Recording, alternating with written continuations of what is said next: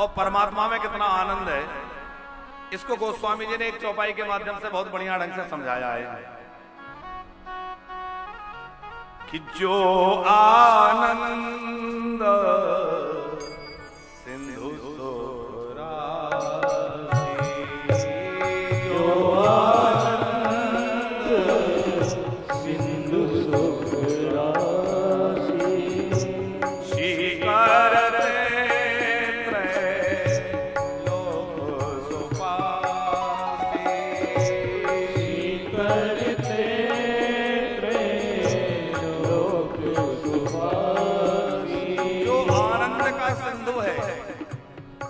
होता है सागर, भगवान आनंद के सागर हैं और त्रिभुवन में जितना भी आनंद अथवा आनंद का अनुभव जो हो रहा है वो है रस है, वो कितना है, सीकर के बराबर। आप सीकर समझते हैं? जैसे एक बाल्टी में पानी भरा है और बाल्टी में भरे हुए पानी में आप कोई सीक डालिए। अब आपने पानी में सीख को डाला और सीख को निकाला तो उस सीख में लग करके कुछ पानी आ जाएगा और सीख निकालने के बाद वो एक छोटी सी बूंद के रूप में फिर उसी में गिरेगा। तो बाल्टी में सीख डुबाकर निकालने पर सीख में लगा हुआ जितना पानी उस सीख में आया और वो बूंद बनकर जो टपका, उसका नाम है सीकर। परमात्मा उस आनंद के समुद्र हैं और संसार में जो आनंद है वो कितना है, बोले उस सीख डुबाकर निकालिए उतना। अब आप विचार करिए, जब हम आनंद के सागर से समुद्र से जुड़ जाएंगे तो फिर कोई कमी रहेगी जीवन में आनंद की। जो आनंद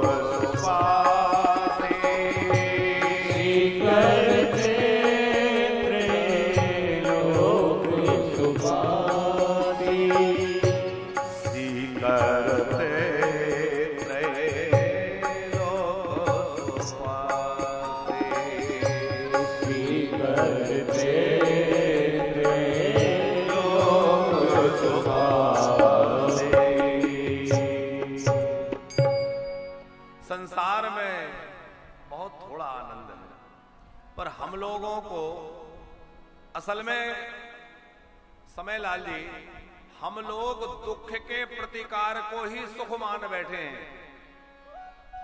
भगवान कपिल नारायण ने देवहूति मैया से कहा है, मां ये संसारी जन दुख के प्रतिकार को ही सुख मान लेते हैं कि यही सुख है, वस्तुतः वह सुख नहीं है। कैसे? बोले कोई व्यक्ति गर्मी से तप रहा है, अब धूप से तपा हुआ व्यक्ति झुलस रहा है, पसीना पसीना हो रहा है और वो किसी पेड़ की छाया में पहुंच जाए तो उसको क्या लगेगा? अरे साहब बढ़िया छाया मिल गई, आनंद आ गया। तो आनंद नहीं आ गया, जो धूप से तप रहे थे वो तपन केवल आपकी मिट गई तो आपको लग रहा है आनंद आ गया। आनंद का तो आपने अभी अनुभव ही नहीं किया। बहुत जोर से प्यास लगी थी, गला सूख रहा था, बढ़िया ठंडा पानी पीने को मिल गया, पानी पी के बोले आनंद आ गया। अरे आनंद क्या आ गया? जो प्यास लगी थी, गला सूखा जा रहा था, पानी मिल गया, पर अभी आनंद नहीं समझा।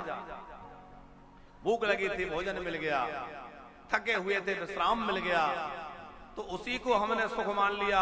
भगवान कपिल कहते हैं, कुर्वन् दुख प्रतिकारम सुख मन्यते ग्रही। ग्रही जन जो है वो दुख के प्रतिकार को ही सुख मान लेते हैं, वो सुख नहीं है। सुख क्या है? बोले सुख जो है उसकी स्थिति तो बहुत ऊंची है और आनंद उससे भी बहुत ऊंचा है, लेकिन वह सुख और वह आनंद बिना भगवत चिंतन के, बिना भगवत स्मरण के और बिना भगवान के शरणागत हुए प्राप्त नहीं हो सकता। कल हम लोगों ने बड़ी सुंदर कथा रुक्मणी मंगल की सुनी। भगवान रुक्मणी जी को लेकर आए और दिव्य विवाह हुआ। अच्छा, ये रुक्मणी जी का हरण है कि रुक्मणी जी का समर्पण है। क्यों समयलाल जी? प्रायः कहा जाता है रुक्मणी हरण, और हरण उसको कहेंगे कि कोई जबरदस्ती ले जाए, बलपूर्वक उठा ले। अब ठाकुर जी ले तो गए हैं उठा करके, लेकिन रुक्मणी की इच्छा के विरुद्ध ले गए क्या? रुक्मणी जी तो चाहती है कि मुझे ले चलो, उन्हीं ने तो पत्र भेजा है। तो यहां तो रुक्मणी जी का जो समर्पण है उस भाव को प्रभु ने स्वीकार किया है, और उस भाव को लेकर के प्रभु ने रुक्मणी जी को अपनी भार्या बनाया। अब ये तो कोई अलग तो है ही नहीं, श्री कृष्ण रुक्मणी एक ही है, परम तत्व है, लक्ष्मी स्वरूपा श्री रुक्मणी जी हैं। यहां सुखदेव जी ने एक शब्द प्रयोग किया है कि श्री कृष्ण ने रुक्मणी जी से राक्षस विधि से विवाह किया। तो राक्षस विधि का क्या मतलब है?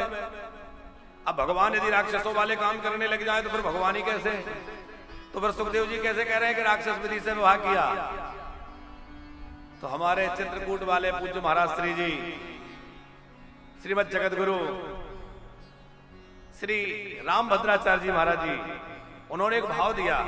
शास्त्री जी बोले राक्षस विधि का अर्थ ये नहीं है कि जैसे राक्षस किसी को हरण करके ले जाके विवाह कर लेते हैं, तो बोले राक्षस विधि का विवाह का अर्थ यहां ये है कि रुक्मणी जी ने पत्र में लिखा कि भगवान जैसे मैं जानकी के रूप में थी तो मुझे राक्षस राज रावण उठा के ले गया, और आप जिस प्रकार राक्षसों के दल को समाप्त करके राक्षसों को मारकर वहां से मुझे छुड़ा लाए थे, उसी प्रकार आप उसी राक्षस विधि से यहाँ आइए और इन सारे दुष्टों को दंड दे करके मुझे यहाँ से ले चलिए, क्योंकि मैं तो सदा सर्वदा आपकी हूं। ये बात का अर्थ वहां कहा गया है। इसलिए वहां रुक्मणी जी कह रहे हैं राक्षस विधि से मेरा हरण कर लीजिए। बड़ा दिव्य उत्सव रुक्मणी जी के विवाह का हुआ। कल हम लोगों ने भी उत्सव मनाया, और धीरे धीरे समय व्यतीत हुआ, और रुक्मणी जी ने कालांतर में एक बड़े सुंदर बालक को जन्म दिया। वो बालक साक्षात श्री कृष्ण के सदृश देखने में सुंदर है, बड़ा अनुपम बालक है। उस बालक का नामकरण हुआ तो उसका नाम रखा गया प्रद्युम्न। और ये कौन है? कामदेव। भगवान महादेव ने जिस कामदेव को अपने क्रोधाग्नि से जला दिया था, वही श्री कृष्ण के प्रथम पुत्र के रूप में जन्म लिए। कामास्तु वासुदेवांसो दग्धः प्रागरुद्रमन्युना देहोपपत्तये भूयस् तमेव प्रतपद्यत। कामास्तु वासुदेवांसो, कामदेव वासुदेव के अंश से श्री प्रद्युम्न के रूप में प्रकट हुए। देखो, काम जब भगवान से अलग कराने वाला होता है तो निंदनीय है, वही काम धर्म से जुड़ करके भगवान से जुड़ जाए तो वह वंदनीय हो जाता है। काम असुर नहीं है, काम देव है। काम यदि धर्म की मर्यादा में रहे, शास्त्र मर्यादा में रहे, तो वह देव कहा गया है, और वही अधर्म पूर्वक अमर्यादित हो जाए तो वह निंदित और उससे घृणित कोई कार्य नहीं है। भगवान का पुत्र बन गया, अब तो भगवान का बेटा बन गया, तो भगवान ने उस काम को भी स्वीकार कर लिया। उसने अपनी पराजय स्वीकार की इस रूप में, प्रभु मैं अपना कोई जोर आप पर तो नहीं चला सकता, पर आपको अपना पिता बना के आपसे संबंध तो जोड़ सकता हूं। अभी वो बच्चा 10 दिन का भी नहीं हुआ था, और एक दैत्य उसको हरण करके ले गया। उसका नाम संबरासुर था। उसको पता था कि कृष्ण पुत्र के द्वारा मेरी मृत्यु होनी है। वो बालक को ले जाके समुद्र में फेंक दिया। कथा आप लोग खूब सुनते हैं।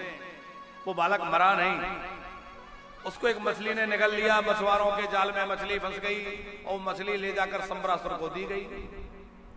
संबरासुर के यहां भेज दी गई। अब संबरासुर को कुछ खबर नहीं कि क्या हो रहा है। रसोई घर में मछली भेज दी होगी, वो तो तमोगुणी व्यक्ति था, ऐसे ही सब उसका ऊट पटांग खाना पीना था। है? भले लोग तो ऐसी चीजें खाएंगे। राक्षस है। मछली के पेट से जीवित मनुष्य बालक, सबको बड़ा आश्चर्य हुआ। अब बच्चे की देखभाल कौन करे? तो रसोई घर में एक देवी काम करती थी चौका बर्तन करने का। उनका नाम था मायावती। उनको वो बच्चा दे दिया, देवी आप संभालना। और वो मायावती कौन है? कामदेव की पत्नी रति महारानी। साच काम सवई पत्नी रतिर्नाम यशस्वनी प्रत्युर्निर्दग्ध देहस्य देहात् पतिं प्रतीक्षति। अपने पति की प्रतीक्षा में वह रति महारानी बैठी थी और उन्होंने उस बालक को देखकर पहचाना नहीं। वो तो समझी कोई बालक है, पर नारद जी पधारे, उन्होंने कहा देवी जी पहचानो, ये कोई और नहीं आपके पतिदेव हैं। धन्य है महारानी रति जिन्होंने युगों युगों तक अपने पति की प्रतीक्षा करी है। धन्य है भारत की नारियां जो पातिव्रत धर्म का निर्वाह करके और सती सावित्री बन करके और इस राष्ट्र के अंदर धर्म को धारण कर रही हैं। पृथ्वी जो है 8 स्तंभों पर टिकी है, उसमें एक प्रमुख स्तंभ है सती नारी, दूसरा है वेदज्ञ ब्राह्मण, तीसरा है निर्लोभी व्यक्ति, चौथी है पृथ्वी माता, पांचवा है धर्मज्ञ पुरुष। इस तरह 8 स्तंभों पर पृथ्वी खड़ी हुई है। तो उनमें एक बड़ी प्रधान भूमिका जो है सती नारियों की है। रति महारानी को जब नारद जी ने कहा तो बड़ी प्रसन्न हो गई। उस बालक को धीरे धीरे बड़ा होने लगा, उसका लालन पालन हो रहा है। बालक जब बड़ा हुआ तो उसने एक दिन पूछ लिया, देवी जी आप मेरा पालन करने वाली हैं, पर आपके भाव में देखता हूं कुछ परिवर्तित लगते हैं, क्या बात है? वो देवी बोली कि ऐसा है, आप मुझे नहीं पहचान रहे पर मैंने आपको पहचान लिया। आप जो है मेरे पति देव हैं। आप अपने स्वरूप को भूल गए, जरा विचार करिए आप कौन हैं? तो प्रद्युम्न जी ने ध्यान लगा करके अपने पूर्व जन्म का स्मरण किया तो उन्हें भगवत कृपा से सब याद आ गया। अरे मैं तो कामदेव के रूप में था, भगवान शिव से विरोध किया, उनको समाधि में मैंने विक्षेप किया, भगवान महादेव की क्रोध अग्नि से जल गया था। पर देवी मैं आपकी पत्नी रति हूं। अरे देवी आज तक प्रतीक्षा कर रही हो, धन्य हो तुम। फिर कामदेव ने प्रद्युम्न जी के रूप में रति महारानी को जयमाल डाली और वो मायावती रति देवी ने प्रद्युम्न जी को माला डाली और दोनों के गले में जयमाल डली। दोनों तो पहले से अनादि दंपत्ति हैं, विवाह हो गया। अब जो है मायावती ने प्रद्युम्न जी को माया सिखाई, 10वें स्कंद में वर्णन है। और फिर प्रद्युम्न जी जो है सम्रासुर से युद्ध के लिए तत्पर हुए। बड़ा भारी युद्ध हुआ, सम्रासुर मारा गया।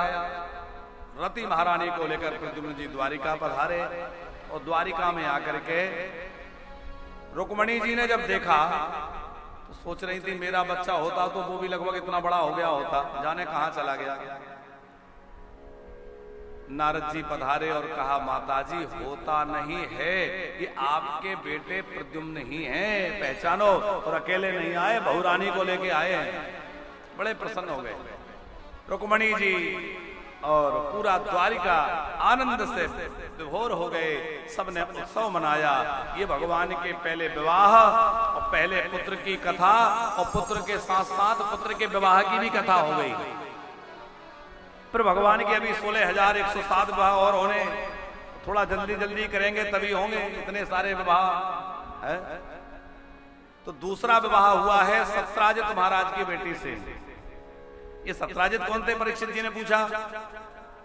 सुखदेव जी कहते हैं ये सत्राजित जो है यदुवंश में एक बड़े श्रेष्ठ यादव थे। ये सूर्य भगवान की उपासना करने वाले थे।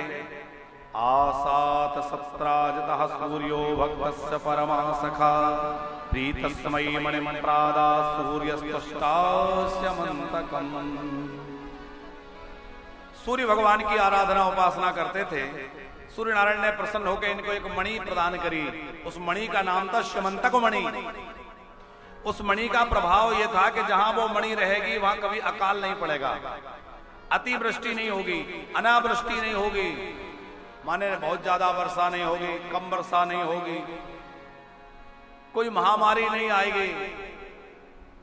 8 भार सोना प्रतिदिन वह मणि अपने से प्रकट करती थी। बड़ी दिव्य चमकदार मणि थी।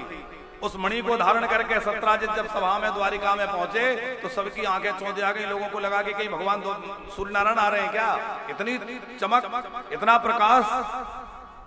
भगवान द्वारिकाधीश जान गए, बोले ये नहीं, ये जो है सूर्य नारायण नहीं है, ये हमारे सत्राजित है, मणि पहन रखी है इसलिए इतना चमक रहे हैं। सबको मणि की वास्तविकता जब पता चला कैसे मणि प्राप्त हुई तो सब लोग बड़े प्रसन्न हो गए। धन्य है आपने सूर्य भगवान को प्रसन्न करके ये मणि प्राप्त की है। और वहां जो बड़े बुजुर्ग थे उन्होंने सत्राजित को अकेले में समझाया कि देखो ये मणि तो बड़ी मूल्यवान है और इतनी मूल्यवान मणि तुम्हारे पास रहेगी, हो सकता है इसको चुराने के चक्कर में कोई तुम्हें ही मार डाले। ऐसी मूल्यवान वस्तुएं कहीं सुरक्षित रखना चाहिए, तो इनको कहीं सुरक्षित रखा जाए। कहां रखा जाए? बोले द्वारिकाधीश के खजाने में रखवा दिया जाए। यह बात बड़े बूढ़ों ने कही तो पर सत्राजित को यह बात ठीक नहीं लगी। उसको लगा कि देखो हमने इतना तप किया, हमारे भजन पूजन के प्रभाव से सूर्य भगवान ने ये दी, ये चाहते हैं यहां रख दो, तो उन्होंने नहीं दी। लेकिन बड़ों की बात जो नहीं मानते उनको आगे चल के पछताना पड़ता है। आगे चलकर सत्राजित के भाई की मृत्यु इस मणि के कारण हुई। मन में मणि पहन के चला गया, किसी सिंह ने मार डाला। रात्रि का समय था, मारा गया। आगे चलकर के सत्राजित महाराज की मृत्यु भी सतधनवा ने जो है कि हत्या कर दी। तो सतधनवा ने हत्या की तो इसकी मृत्यु किस कारण हुई? इसी मणि के कारण। यदि इस मणि के चक्कर में नहीं रहता और कहता भगवान द्वारिकाधीश के खजाने में रखवा दूं, तो जब जितना चाहता धन ले आता, कोई मनाही तो थी नहीं। और कोई विशिष्ट वस्तु हो तो वो समाज के कार्य में, सेवा के कार्य में लगनी चाहिए, अपने लिए नहीं, समाज के लिए लगना चाहिए। पर उसने क्या किया? वो अपने उपभोग में लगाना चाहा। प्रसेन उसको पहन के शिकार करने गया और खुद ही मारा गया। इससे हमें ये शिक्षा मिलती है कि भगवान हमें कृपा करके कोई विशेषता प्रदान कर दें। मणि मिलने का मतलब ये नहीं है कि हाथ में कोई मणि आ जाए।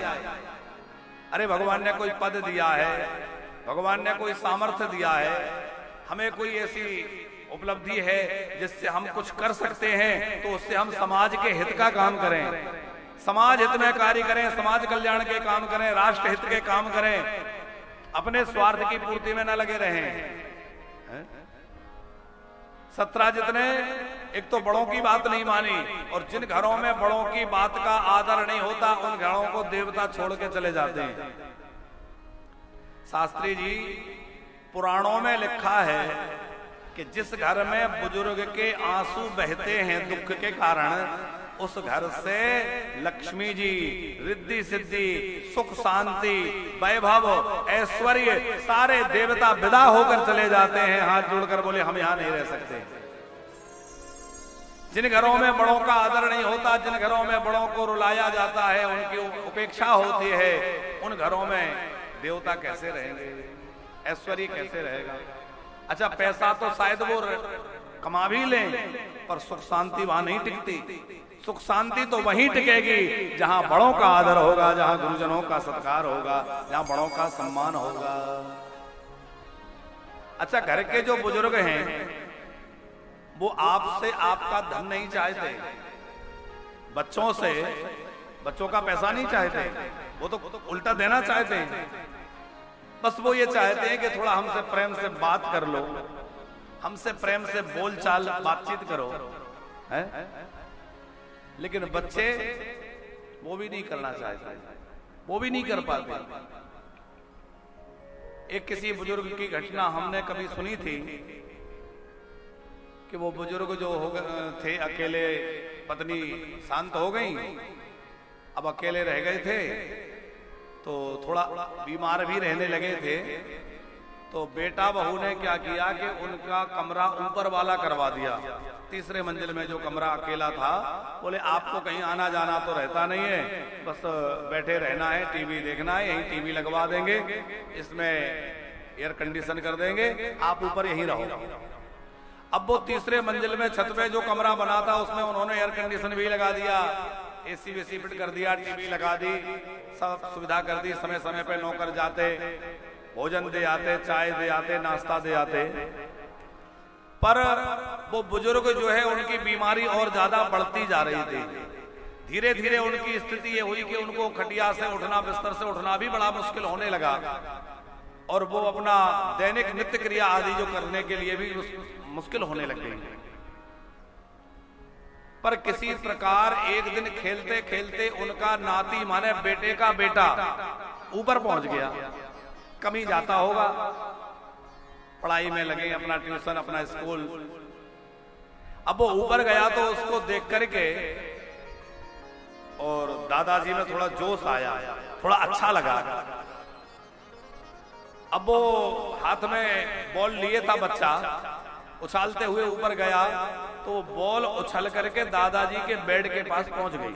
बहुत ध्यान से सुनना, ये कथा नहीं है लेकिन ये एक जीवन की सच्चाई है। बच्चा बॉल से खेल रहा था, कोई 8-10 वर्ष का बच्चा होगा। वो बॉल उछलकर दादाजी के बेड के पास पहुंच गई। अब वो बच्चा बोला, दादाजी हमारी बॉल उठा देंगे? तो थोड़ा सा दादाजी को भी लगा कि देखो बच्चा मुझसे खेलना चाहता है तो मैं प्रयास करूं। तो उन्होंने बड़ा श्रम करके उठ करके उस बॉल को उठाया, बच्चे की ओर दे दिया। पर उन्हें बड़ा अच्छा लगा तो बच्चे से कहा, और मुझे बॉल दो। तो वो बच्चा दादाजी की ओर बॉल फेंकता, दादाजी उधर। इस तरह से कुछ समय तक उन्होंने बच्चे के साथ खेला। 1-2 दिन ऐसा हुआ, बच्चे को उन्होंने ऊपर बुलाया, उनका मन प्रसन्न रहने लगा तो शरीर में भी कुछ इंप्रूवमेंट, कुछ सुधार उनके स्वास्थ्य में होने लगा। अब सुधार होने लगा तो वो बोले कि बेटा छत में जगह थोड़ी है, गिरने पड़ने का डर है, एक काम करते हम लोग नीचे चल के बगीचे में खेलते हैं। तो बाबूजी जो है जैसे तैसे पकड़ पकड़ के बच्चे के साथ नीचे आ गए और शाम का समय था। बच्चे के साथ, अपने नाती के साथ बाहर बगीचे में जो गार्डन होगा उसमें खेल रहे थे और बॉल उठा के अपने बच्चे को, उसको नाती को दे रहे थे। उनका बेटा ऑफिस से लौटा। बेटे ने पूछा, बच्चे को डांट लगाई, ये क्या कर रहे हो? बाबूजी से बॉल उठवा रहे हो, ये ठीक नहीं है, तुम बाबूजी बीमार रहते हैं, उनको परेशान कर रहे हो। तो बाबूजी ने अपने बेटे को बुला के समझाया, बाबूजी मैं तो बीमार तो बहुत ज्यादा हो गया था और अब मैं काफी ठीक हूं और दवाइयों से ठीक नहीं हुआ, इस बच्चे के कारण मैं ठीक हुआ हूं। ये बच्चा मेरे साथ खेलने लगा जिससे मैं धीरे धीरे ठीक हो रहा हूं और यदि ये बच्चा मुझे खेलने के लिए इसी समय देता रहा, इसी तरह मेरे साथ खेलता रहा तो मैं एकदम बढ़िया हो जाऊंगा, मुझे किसी दवाई की जरूरत नहीं पड़ेगी फिर।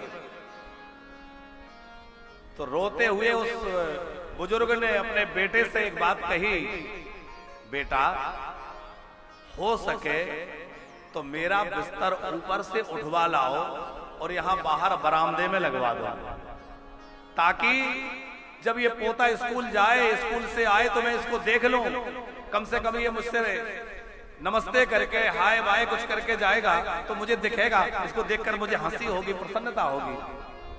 जब तुम ऑफिस जाओगे तो तुम्हें मैं देख लूंगा, तुम आओगे तो तुम्हें देख लूंगा कि बेटा आ गया, बहू जाएगी उसको देख लूंगा, तो मैं ज्यादा अच्छा रह सकूंगा। मैं ऊपर सारी सुविधाएं तुमने कर दी पर उन सुविधाओं में मुझे अच्छा नहीं लगता, वो सुविधाएं मुझे खाने के लिए दौड़ती हैं। मैं चाहता हूं कि तुम्हारा समय तुम ना भी दे पाओ, कम से कम तुम दिखते तो रहो।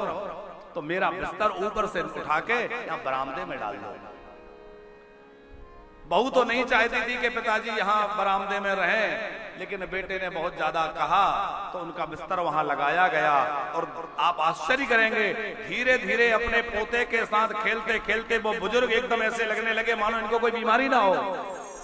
अब आयु का प्रभाव तो रहता ही है, पर यदि अंदर से व्यक्ति को प्रसन्नता रहे तो उसका शरीर स्वस्थ रहता है। अब वो बच्चे के साथ खेलते हैं, बॉल उठाते हैं, कभी कुछ करते हैं, कभी कोई खेल खेलते हैं, बच्चे के साथ समय बिताते हैं, उनको बड़ा अच्छा लगता है। ये घटना हमने आपको इसलिए सुनाई कि बुजुर्गों को क्या चाहिए। आज लोगों के घरों में स्थिति ये है, समय लाल जी वो कहते हैं घर के बुजुर्गों से तुम्हें क्या चाहिए, खाने रोटी मिल रही है ना, हम घर में एसी लगवा दें, टीवी लगवा दें, फ्रिज लगवा दें, ये लगवा दें, वो लगवा दें, दुनिया की चीजें कह देंगे, नौकर रख दें। अरे तुम सब कर दोगे, पर उन बुजुर्गों को ना तो नौकर चाहिए, ना तुम्हारा आराम चाहिए, ना सुख सुविधा चाहिए, उन्हें तो तुम्हारे मीठे दो बोल चाहिए। तो सवेरे शाम को तुम्हारी सूरत देख लें, तुमसे थोड़ी बात कर लें, थोड़ा तुम्हारा समय चाहिए है? पर आज बच्चों के पास समय नहीं है। लेकिन भैया हम लोग इतने संवेदनाहीन ना बने हैं? कुछ संवेदना उनके प्रति रखें जिन्होंने हमारे लिए कितने अरमानों से पाला है, हमारे लिए क्या कुछ नहीं किया है। तो घर के बुजुर्ग जो है उनको समय अवश्य दें। घर के बुजुर्गों के पास थोड़ी देर बैठें, उनसे थोड़ी बातचीत करें। और घर से बाहर जा रहे हैं तो नियम बनाएं। अब यहाँ तो हमारी कथा सुनने वाले सब बुजुर्ग ही हैं जो बेचारे खुद ही पीड़ित हैं, पर टेलीविजन में तो सब युवा वर्ग और सब वर्ग सुनता है। फिर बाद में सोशल मीडिया पर सबको डाला जाता है। तो कम से कम हम चाहते हैं कि ये संदेश नई पीढ़ी तक जाए और वो नई पीढ़ी के लोग इस बात को समझें कि हमारे माता पिता, हमारे बुजुर्गों को हमसे क्या चाहिए। क्योंकि जब उस अनुभव को वो करेंगे, उस आयु में पहुंचेंगे, तब तक उनके पास पछताने के सिवा कुछ नहीं होगा। क्योंकि उस समय उनके माँ बाप उनके पास नहीं होंगे, उनके बड़े बुजुर्ग उनके साथ नहीं होंगे। उस समय केवल और केवल उनके हाथ में पछतावा होगा। वो अपने माँ बाप की फोटो देखकर पछता पाएंगे कि देखो हम समय रहते समझ ना पाए, इनको समय ना दे पाए, इनकी सेवा ना कर पाए, इनका आशीर्वाद ना ले पाए। समय रहते समझ जाएं, नहीं तो पछताने के सिवा कुछ नहीं रह जाएगा है? बड़े बुजुर्गों के पास बहुत ज्यादा जो है अनुभव होता है, इसलिए बुजुर्गों की बात बच्चों को मानना चाहिए, सुनना चाहिए। क्योंकि बच्चों के पास जोश होता है और बुजुर्गों के पास होश होता है। बुजुर्गों का होश और बच्चों का जोश यदि दोनों मिल जाएं तो जगत में नई क्रांति आ जाए साहब, नया काम हो जाए। शास्त्री जी आपको याद होगा, प्राइमरी स्कूल की किसी कक्षा में एक कविता आती थी कि एक लंगड़ा था, एक अंधा था। आपने शायद पढ़ी होगी, हमने छोटे में पढ़ी है। अब गांव में आग लगी तो सब लोग भाग गए, केवल दो लोग मजबूर थे, अंधा और लंगड़ा। लंगड़ा इसलिए कि वो बेचारा भाग नहीं सकता, और अंधा इसलिए कि उसको ये नहीं दिख रहा कि आग कहां लग रही है। तो अंधे व्यक्ति और लंगड़े व्यक्ति दोनों मिले तो लंगड़े ने कहा कि तू मुझे अपने कंधे पे बिठा ले, तेरे पैर ठीक हैं, आंख खराब है, मेरी आंख अच्छी है, तो मैं तुझे रास्ता दिखाऊंगा कि तू दाएं मुड़, अब बाएं मुड़, अब दाएं मुड़, ऐसे चलना है। तो रास्ता मैं दिखाऊंगा और चलना तुझे है, क्योंकि तेरे पैर अच्छे हैं। लंगड़ा क्या है? बोले बुढ़ापा लंगड़ा है, बुढ़ापा लंगड़ा हो गया, आप बेचारे कुछ कर नहीं पा रहे। और जवानी अंधी है, जवान बच्चे जो हैं उनमें जोश तो बहुत है, उनके पैर अच्छे हैं कि वो दौड़ के कार्य कर सकते हैं, उनमें जोश है, लेकिन वो अंधे हैं, जवानी अंधी है, मदांध हो रहे हैं, कामांध हो रहे हैं। लेकिन यदि वह है नव युवक, भले ही कामांध है, मदांध है, पर वह अंधी जवानी यदि लंगड़े बुढ़ापे को अपने कंधों पे बिठा ले, उसको आदर सत्कार देने लगे, उसके अनुभव की बात मानने लगे और उसके अनुभव की आंख से चलने लगे, तो वो इस संसार की भीषण ज्वाला से बच जाएगा, विषयों की अग्नि से, विकारों की अग्नि से बच जाएगा और अपने लक्ष्य तक पहुंच जाएगा है? लेकिन 17 जितने बात नहीं मानी तो पछताना पड़ा। अब देखो बुजुर्गों की बात आई है तो एक बात और कहते हैं। वो एक कहीं बारात जानी थी, समय लाल जी शायद आपने सुना होगा, संत राजेश्वरानंद सरस्वती जी ये बहुत अच्छी अच्छी कहानियां सुनाते थे, उनके द्वारा सुनी हमने। बहुत अच्छे संत थे, जल्दी चले गए। बोले एक लड़की के पिता ने शर्त रख दी कि बारात में कोई भी बुजुर्ग नहीं आएगा, बारात में सब जो है नई उम्र के लोग आए, बुजुर्ग नहीं आएगा। अब वो लड़की के पिता ने ये शर्त रखी तो भैया बोले नवयुवकों की बारात जाएगी, सब नए नए लड़के बारात में जाने लगे, लेकिन दुल्हा के जो फूफाजी थे वो अड़ गए, नहीं मैं तो बारात में जाऊंगा, मेरा तो नेक लगता है, मेरा तो बनता है जाना। लोगों ने समझाया आप बुढ़े हो चले हैं, और बुढ़े लोगों के लिए उन्होंने सख्त बना किया है। बोले एक काम करो, मुझे कहीं छुपा के ले चलो, मैं दिखूंगा ही नहीं, सामने नहीं आऊंगा। बोले चलो, जब नहीं मान रहे तो छुपा के किसी तरह उनको ले गए, गाड़ी की डिग्गी में उनको बिठा दिया, यहीं बैठे रहना, यहीं हम सब व्यवस्था करेंगे, वहीं से आनंद लेना देखना, ठीक है। अब बारात पहले के समय में थोड़ा दूर रुक जाती थी, बारात रोकी हुई थी, लड़की के पिता ने एक और शर्त रख दी। क्या? बोले बारात तब लगेगी जब गांव के बाहर जो नदी है उस नदी में पानी की जगह दूध बहा दें बाराती, नदी में पानी हटा के उसमें दूध बहा दें तो ही बारात लगेगी, नहीं तो हम बारात नहीं लगवाएंगे। अब वो सारे नवयुवक बाराती परेशान, बोले इतना दूध यहाँ नई जगह में आके कहां से मिले, ये तो संभव नहीं है। बहुत सोच विचार करने के बाद आखिर में परास्त हो गए और अंतिम निर्णय यह हुआ कि अब लौट चलो, अब कुछ नहीं हो सकता। बारात लौटने लगी तो किसी ने कहा कि वो फूफा जी डिग्गी में पड़े हैं, उनको निकाल लो। अब जब बारात लगनी ही नहीं है तो बेचारे उनको क्यों डिग्गी में पटक रखा है, निकालो बाहर। निकाला। वो बोले कि भैया वापस क्यों जा रहे हो, सारी बात सुनाई कि ऐसा ऐसा हो गया है, अब कुछ नहीं हो सकता। फूफा जी बोले इतनी सी बात के लिए बारात वापस जा रही है? नवयुवक बोले तुम्हारी बुद्धि खराब है, ये इतनी सी बात है, अरे इतनी बड़ी बात, इतना दूध कहां से आएगा?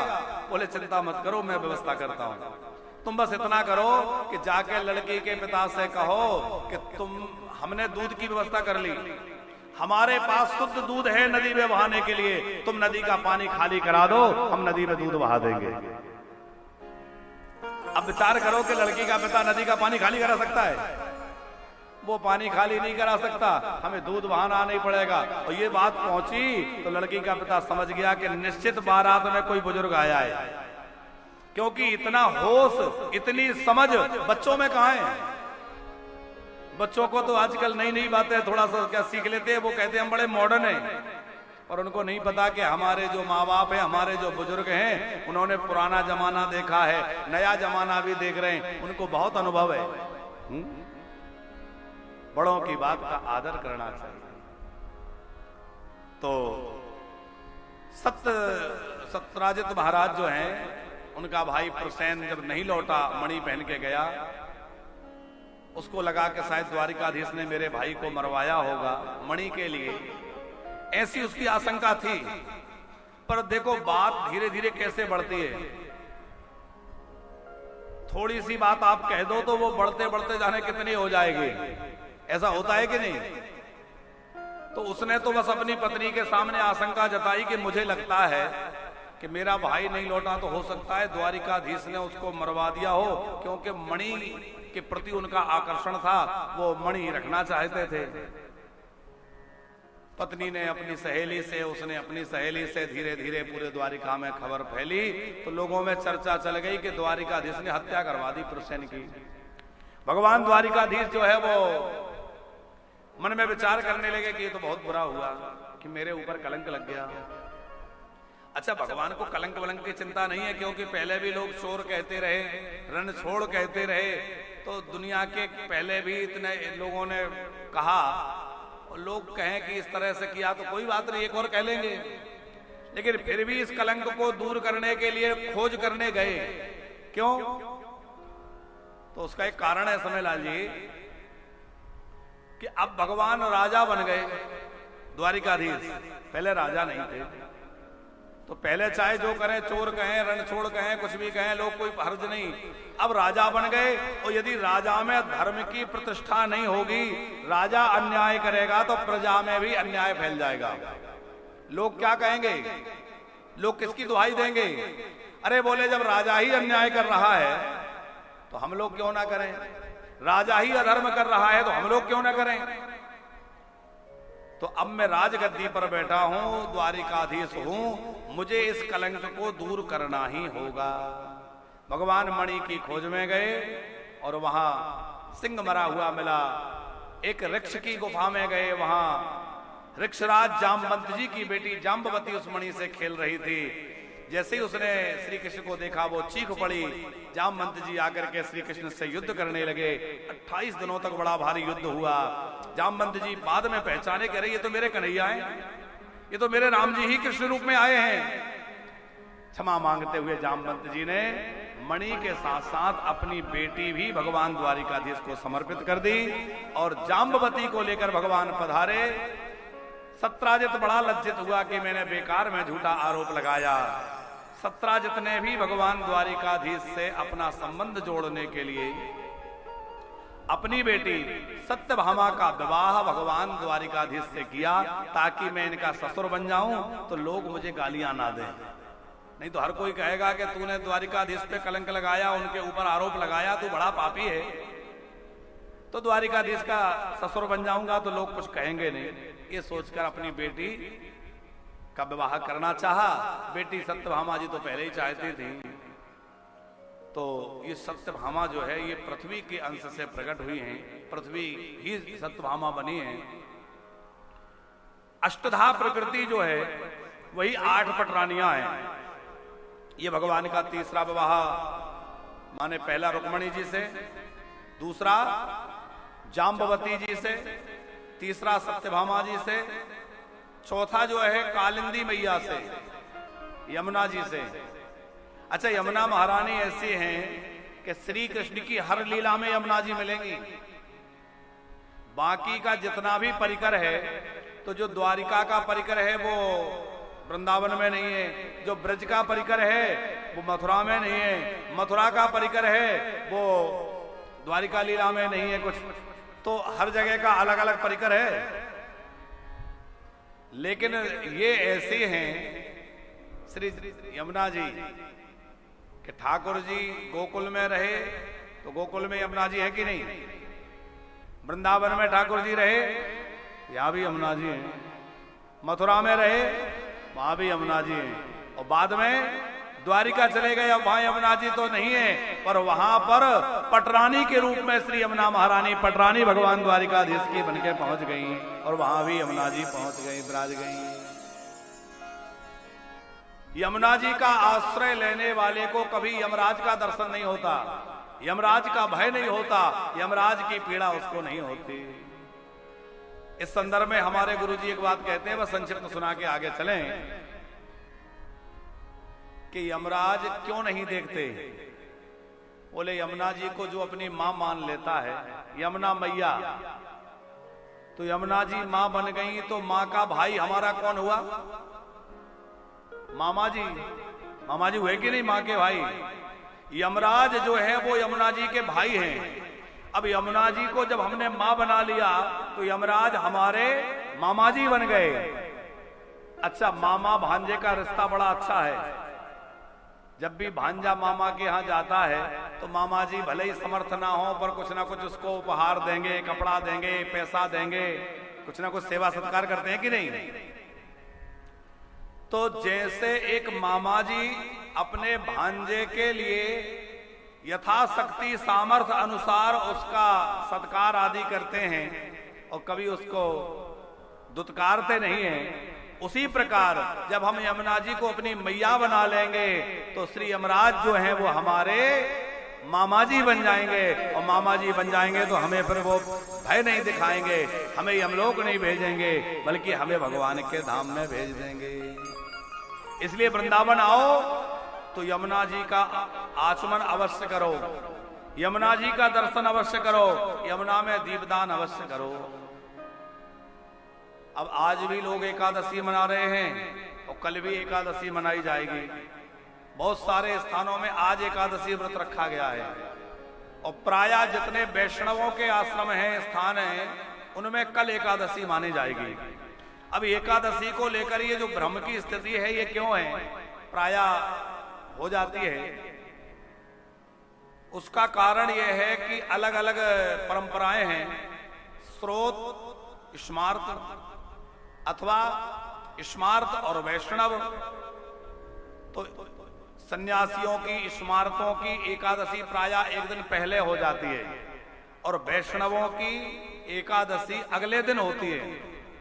अब इसमें थोड़ा सा सोचने का विषय यह है कि ये कैसे पता चले कि हम स्मार्त हैं कि हम वैष्णव हैं, ये निर्णय कैसे करें व्यक्ति, क्योंकि जन सामान्य के लिए यह निर्णय कर पाना बड़ा कठिन है कि हम स्मार्त में आते हैं या वैष्णव में आते हैं। तो कौन स्मार्त है कौन वैष्णव है समयलाल जी? हमारे याज्ञवल्क्य प्रभृति जिन महर्षियों ने अनुसंधान पूर्वक मानव कल्याण की बातों को जिन स्मृतियों में लिखा, उन स्मृतियों के अनुसार जीवन यापन करने वाला प्रत्येक व्यक्ति जो है वो स्मार्त कहलाता है। स्मृति ग्रंथों के आधार पर चलने वाले जो लोग हैं वो स्मार्त कहलाते हैं। उन स्मार्तों में जिन्होंने वैष्णव दीक्षा ले रखी है, श्री रामकृष्ण का मंत्र ले रखा है, नारायण का मंत्र ले रखा है, जिनकी गुरु परंपरा में वैष्णव दीक्षा दी जाती है और वैष्णवी मंत्र जिन्होंने ग्रहण किया है वो सब वैष्णव कहलाते हैं, चाहे गृहस्थ हो चाहे व्रत हो।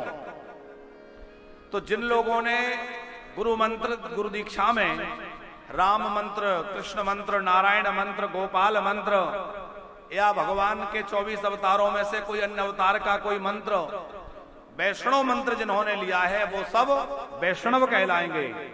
उनके इतर जो जन हैं, अन्य लोग हैं, वो सब स्मार्त कहलाएंगे, लेकिन उसमें भी जो स्मृतियों का पालन करके स्मृतियों के अनुसार चलते हैं।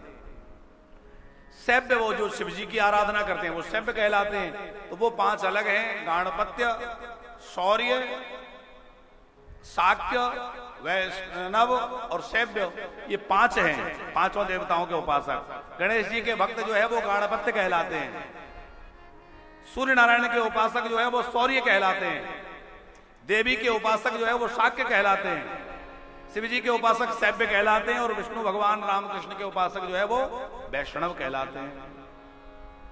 तो अब एकादशी की चर्चा हम लोग जो कर रहे हैं, आज की एकादशी में जो लोगों में दुविधा उत्पन्न हुई या भ्रम बना, उसका कारण मुख्य क्या हुआ कि आज का जो सूर्योदय हुआ है वो एकादशी में हुआ है। तो प्रायः लोग उदया तिथि ग्रहण करते हैं, तो सूर्योदय के हिसाब से तो आज एकादशी है, और कल का जो सूर्योदय होगा वो द्वादशी में होगा, कल सवेरा एकादशी में नहीं होगा। रात को 1:37 पर हमारे मथुरा वृंदावन के सूर्योदय के अनुसार 1:37 पर आज रात्रि में एकादशी पूर्ण हो जाएगी। फिर भी वैष्णव कल व्रत करेंगे, क्यों? उसका रीजन ये है, उसका कारण ये है कि दसवीं जहां रात्रि में 1:30 बजे से अधिक चली जाती है, तो उस दिन के सवेरे वाली एकादशी को वैष्णव ग्रहण नहीं करते, क्योंकि वो ब्रह्म वेला लगने लगती है, तीसरा याम रात्रि का लगने लग जाता है, और रात्रि के 2 पहर के बाद तीसरे पहर में जहां दसवीं चली गई, समझ पा रहे हैं आप हमारी भाषा को? 3 याम, याम माने होता है याम, समझते हैं आप लोग? पहर, पहर सामान्य भाषा में 1 पहर, 2 पहर, 3 पहर, याम माने होता है पहर। तो 3 घंटे का 1 पहर होता है। अब जहां 2 पहर रात्रि से ज्यादा अधिक माने तीसरे पहर के उत्तरार्ध तक दसवीं चली जाए, तो वहां एकादशी सवेरे नहीं मानी जाएगी, वो दसवीं विद्या मान ली जाएगी। तो इसलिए वैष्णव लोग जो है उसके अगले दिन एकादशी करते हैं, भले ही उस दिन एकादशी बिल्कुल भी ना हो, लेकिन उसमें दसवीं का वेद्य ना मान हो, दसवीं विद्या नहीं करते, इसलिए अगले दिन व्रत करते हैं। तो हम लोग वैष्णव जन कल एकादशी करेंगे। हमारे यहाँ स्थान में भी कल एकादशी होगी, मलुक पीठ में और अनेक स्थानों में कल एकादशी मनाई जाएगी। बहुत लोगों ने आज भी रखी है। आज रखो, कल रखो, जब भी रखो, निष्ठा रखो, भाव रखो, श्रद्धा से भगवान का भजन करो, भगवान कृपा करेंगे। बोले भक्त वत्सल भगवान की कि हरि का भजन करो, हरि है हमारा, हरि का भजन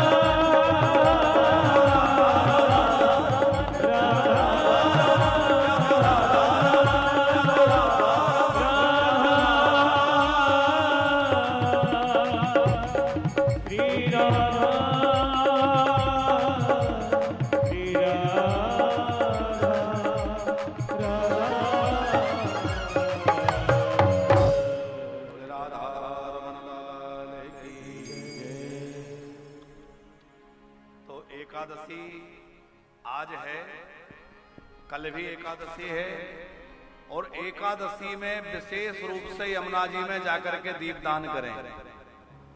वृंदावन आए हैं तो यमुना जी को एक बार अवश्य प्रणाम करें, यमुना जी में दीपदान अवश्य करें।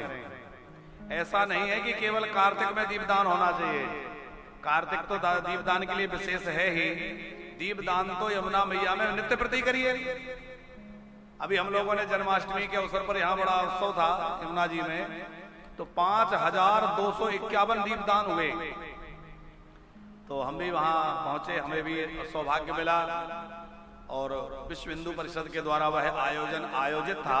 भगवान श्री कृष्ण के प्राकट्य के 5251 वर्ष पूर्ण होने पर यहाँ पर 5251 दीपदान यमुना जी में उस दिन किए गए। बड़ा दिव्य उत्सव था, बड़ी सुंदर रोशनी वहां जगमगा रही थी, चारों ओर खूब साधु संत पधारे थे। आप लोग भी दीपदान अवश्य किया करें, यमुना मैया का आश्रय लें। यमुना जी कृपा करती हैं तभी ठाकुर जी की कृपा जल्दी मिलती है। देखो, राधा जी की कृपा से तो श्री कृष्ण मिलेंगे, लेकिन राधा जी की कृपा पाने के लिए पहले यमुना जी का आश्रय लीजिए, वृंदावन की रज का आश्रय लीजिए, ब्रज के संतों का आश्रय लीजिए। आजकल लोगों में क्या है कि सीधा वृंदावन आए और सीधा बिहारी जी भागेंगे, भीड़ लगी है। बिहारी जी का दर्शन करिए, अवश्य करिए, लेकिन उसका कुछ नियम है, उसको समझ लीजिए तब करिए तो ज्यादा आनंद मिलेगा। क्या नियम है कि आप जब भी वृंदावन आए और अपने गाड़ी से, ट्रेन से, जिससे भी आए, नीचे उतरे, तो सबसे पहले ब्रज भूमि को और ब्रज रज को प्रणाम करें। इस ब्रज रज को प्रणाम करें पहले, नंबर 1। ब्रज रज को प्रणाम करके आगे बढ़े तो ब्रज के पौधों को, वृक्षों को प्रणाम करें, क्योंकि वृंदावन के वृक्ष साधारण नहीं है। वृंदावन के वृक्ष को मरम न जाने कोई, और डाल डाल अरुपात में श्री राधा राधा हो। तो फिर वृंदावन के वृक्षों को प्रणाम करें, फिर यहाँ के ब्रजवासियों को प्रणाम करें। ब्रजवासी जो भी यहाँ के संत हैं, महापुरुष हैं, या कोई भी ब्रजवासी, सब ब्रजवासियों को प्रणाम करें। और ब्रजवासियों को प्रणाम करने के बाद जाएं श्री यमुना जी, तो यमुना महारानी को प्रणाम करें, यमुना जी से आज्ञा लें, उनको पूजन करें, सौभाग्य द्रव्य हो सके तो अर्पित करें, दीप दान करें। यमुना जी से आज्ञा लेके अब हमें आप आज्ञा दीजिए ठाकुर जी के दर्शन की। फिर तुलसी मैया का पूजन करें, तुलसी का पौधा कहीं देखें और तुलसी मैया को प्रणाम करके प्रदक्षिणा करें, उनसे आज्ञा लें। ये वृंदा का वन तुलसी का वन है, और तुलसी मैया, यमुना मैया से आज्ञा लेकर फिर वहां के बिहारी जी, राधा वल्लभ जी, राधा रमन जी दर्शन करने जाइए। तब आपका दर्शन पूरी तरह सफल और सार्थक होगा, तब आपको अपने दर्शन का सही लाभ मिलेगा। अब लोग दर्शन करने तो जाते हैं पर उतना लाभ नहीं ले पाते। उसका कारण है कि ना ब्रजवासियों में श्रद्धा है, न यमुना जी में श्रद्धा है, न ब्रजरज में श्रद्धा है, न संतों में श्रद्धा है। तो आप बताओ दर्शन सार्थक होगा? देखो, वृंदावन के 2 स्वरूप हैं, बहुत ध्यान से समझना। एक है बाहरी स्वरूप, एक है भीतर का छुपा हुआ स्वरूप। उसको संतों की भाषा में कहते हैं, एक है स्थूल रूप, दूसरा है सूक्ष्म रूप। स्थूल वृंदावन तक तो आने के लिए आप जो है आए तो मोटर कार से आए, रेलगाड़ी से आए, जैसे भी आप आए, तो स्थूल वृंदावन तक तो आप आ गए। लेकिन सूक्ष्म वृंदावन में हर किसी का प्रवेश नहीं है। यद्यपि इस वृंदावन में भी आप आए हैं तो बिना श्री जी की कृपा के नहीं आए, कृपा हुई है तभी आए हैं। लेकिन जब किसी संत की, सदगुरु की कृपा होती है और संत सदगुरु कृपा करके वो दृष्टि प्रदान करते हैं, योग्यता प्रदान करते हैं, तब सूक्ष्म वृंदावन में प्रवेश मिलता है। और वो सूक्ष्म वृंदावन बड़ा दिव्य है, अलौकिक है। जैसे हम भागवत में वृंदावन की चर्चा सुनते हैं, आज भी वृंदावन वैसा ही है। अब ये बाहरी स्वरूप हमें भले ही अलग दिखता हो, यमुना जी का बाहरी स्वरूप भले ही विकृत लगता हो, लेकिन यमुना जी आज भी यमुना जी ही है, उनके स्वरूप में कोई अंतर नहीं है। बाहर से हमें दिखता है कि उनका स्वरूप विकृत हो गया है। हाँ, हम लोग ये ध्यान रखें कि जब हम किसी तीर्थ में जाएं, यमुना जी आए हैं, गिरिराज जी गए हैं, परिक्रमा कर रहे हैं, तो हमारे द्वारा गंदगी ना हो, हमारे द्वारा कोई मर्यादा का उल्लंघन ना हो, हमारे द्वारा कोई गलत काम ना हो। लेकिन हम ये माने कि यमुना जी में अब कुछ नहीं है, वो तो गंदा पानी आ गया, ये ठीक नहीं है। यमुना जी तो यमुना जी है, उनका जो वास्तविक स्वरूप है बहुत दिव्य है, वो वैसा ही है जैसा भगवान की लीला काल में था। क्योंकि आज भी भगवान की नित्य लीला है, तो नित्य उनका गोलोक है, नित्य उनकी यमुना मैया, नित्य श्री गिरिराज जी, सब नित्य है। ये बाहर का स्वरूप हम लोग देखते हैं। बोलिए यमुना